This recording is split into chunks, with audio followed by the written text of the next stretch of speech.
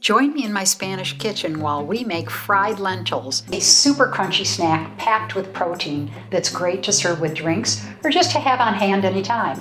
And like a healthy version of M&M candies, kids go crazy for these little bits. You can season them pretty much any way you'd like. Today, I chose my favorite combination, a little bit of sea salt and spicy paprika. It all begins the night before when you measure out 1 cup of lentils, put it into a big bowl, and cover it with water. The next morning, you'll find that it's doubled in size and they're nice and plump. Drain off all the water because we want to get the lentils as dry as we can before we add them to the oil. I find if I spread them out on a cookie sheet and put them outside for maybe 15 minutes, it works great. Once we can see they're nice and dry, we're ready to start heating up the oil to a temperature of 375 degrees. You want to pour in between 2 to 3 cups to reach a depth of 1/2 inch. I'm using olive oil, but canola or vegetable oil will work well too.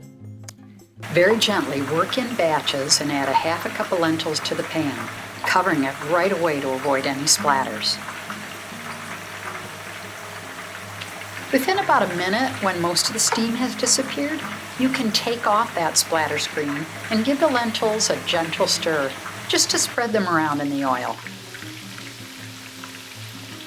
It takes about a total of 3 minutes for the temperature of the oil to come back to 375, and when it does, and the lentils have floated to the top, it's time to scoop these crispy bits out of the oil and put them on a paper towel-lined baking sheet to drain and cool.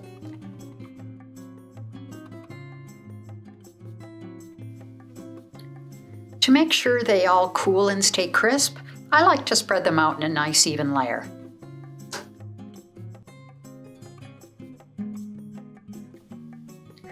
Once they're cool enough to handle and most of the oil is drained off, transfer them to a large mixing bowl.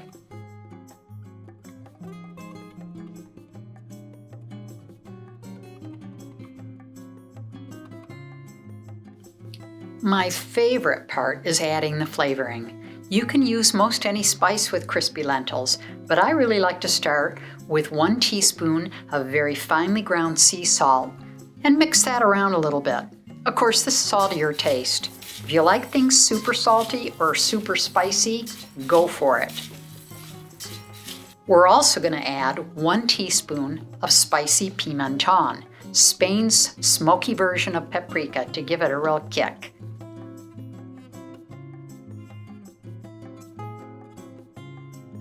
This is also a great time to get kids involved in the process, because if they make it themselves, they'll gobble it up.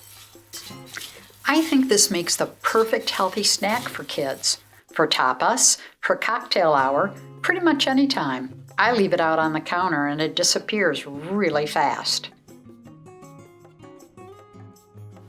Another fun thing to do with kids or company is to have a little spice contest. Try mixing different versions to find your favorite, whether it's salty, spicy, or savory.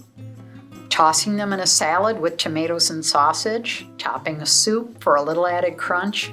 I even blended powdered sugar and cinnamon for fun, and it worked.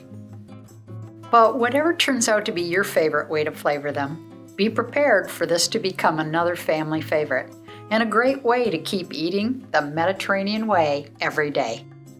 Now that you've had the fun of learning how to make this great Spanish tapa, click on this playlist to find more great recipes to add to your favorites.